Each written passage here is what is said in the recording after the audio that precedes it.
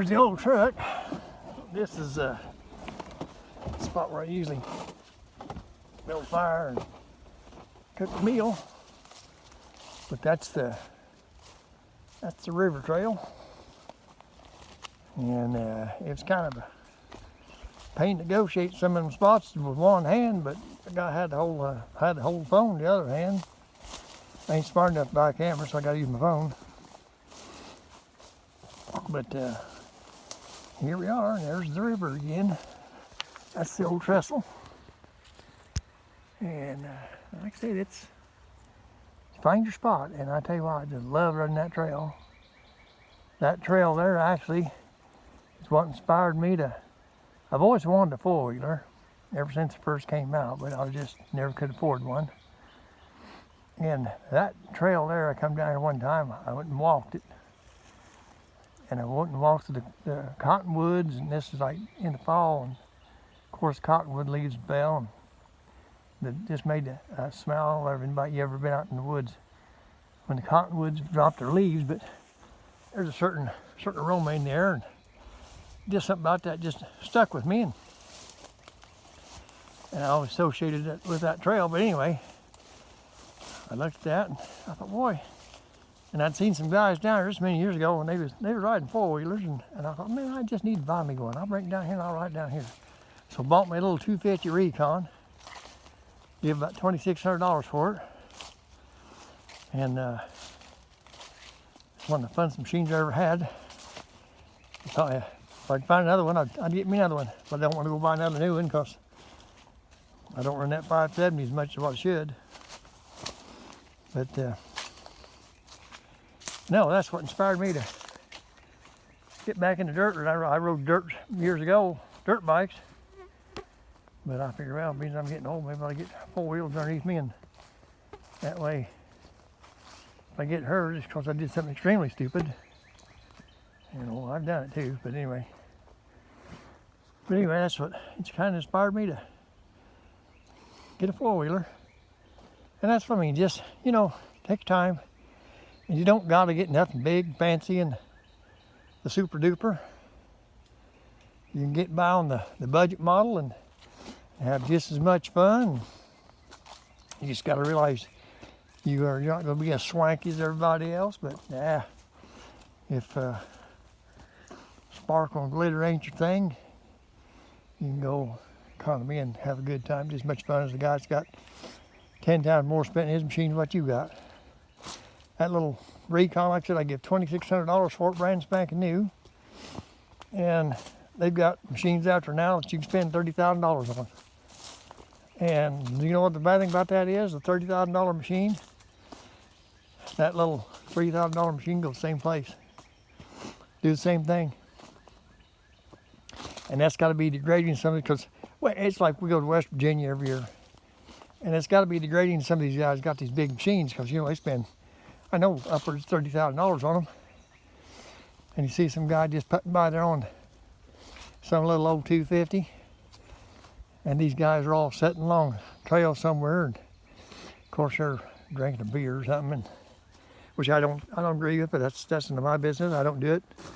And I would caution you against it. But, you know, you want to drink beer, wait till you get back to camp. Ain't nothing wrong with that. But when you're riding, yeah, leave it alone. But anyway, no preaching. Yeah, they sat in there and have a drink beer and talk about how good their machines are, and how rough it is, and how this, how that. And so then you see a $3,000 machine go by, and you see all these $30,000 machines sitting there. That's got to make you feel good knowing that you spent $30,000 and that guy out there's got a $3,000 machine and he's the same place you are. It's like, And that's what I'm saying, you know. If you can afford it, well, by all means, you know, go with all the whistles and bells. You know, I don't like whistles and bells. Like I said, when I'm out, I don't want it to whistle at me, and I don't want to ring no bell at me. I just like simple and easy. And I wish they'd put Kickstarter back on motorcycles. I've only got one or two, still got a Kickstarter on them. Got a couple old ones. But I wish they all had it, because tell you what, that battery goes dead, you're done. And the batteries, I don't know, don't seem like they last like they used to, but I don't know. I don't know, that's neither here nor there. I'm sure they do. But anyway, yeah, here's the old mud bottom. This is when this ain't muddy, it's covered with cottonwood leaves.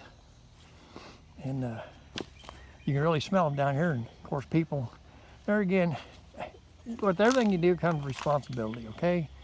Use your head.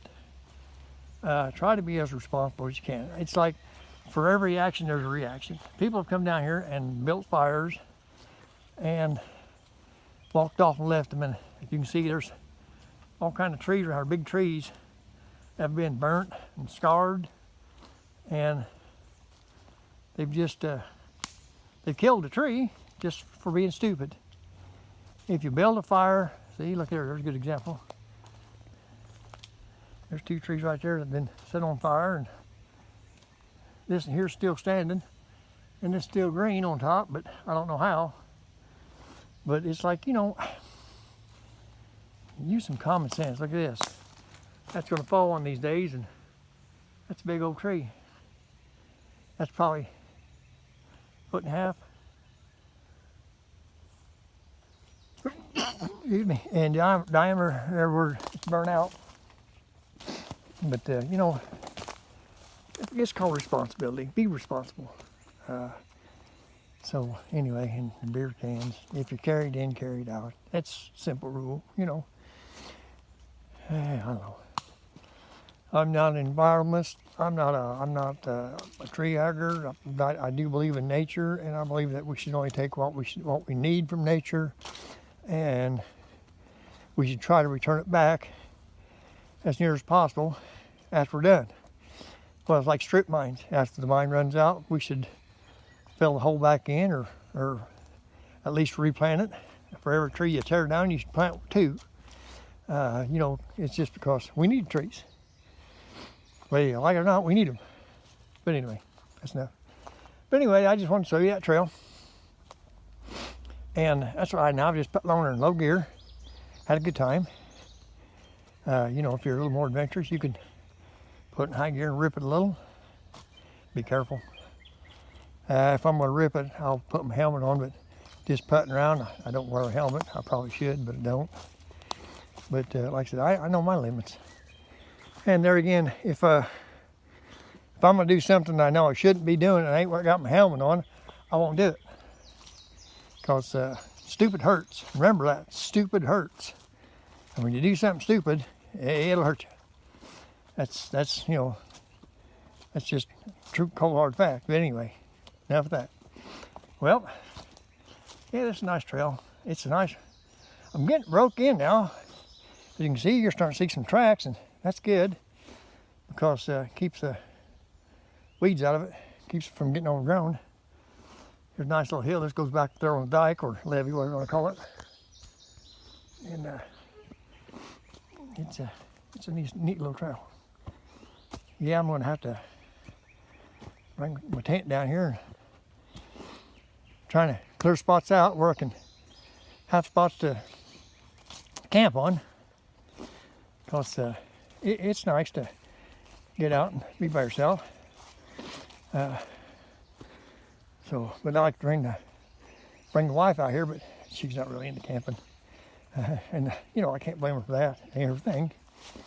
But she don't bother me, and just lets me kind of do what I want. So she's a good woman. But anyway, well, that's about all there is to this trail. I might ride down to the other end there. And this trail's been here for a long time, and I've been opening it back up. Been chopping and stuff, you know, because if you don't run them, then they get all overgrown. And so this is getting pretty good again. As you can see, I'm getting some tracks in here, which is good. Which is real good. Keep the weeds down. So I think I'll get on and ride down to the other end for a little bit and see what's down there. Took my little cooler with me and brought some cold Mountain Dew, Code Red with me, and a couple bottles of water. Found another spot, have a seat, and sit back, watch the world go by. Enough of that.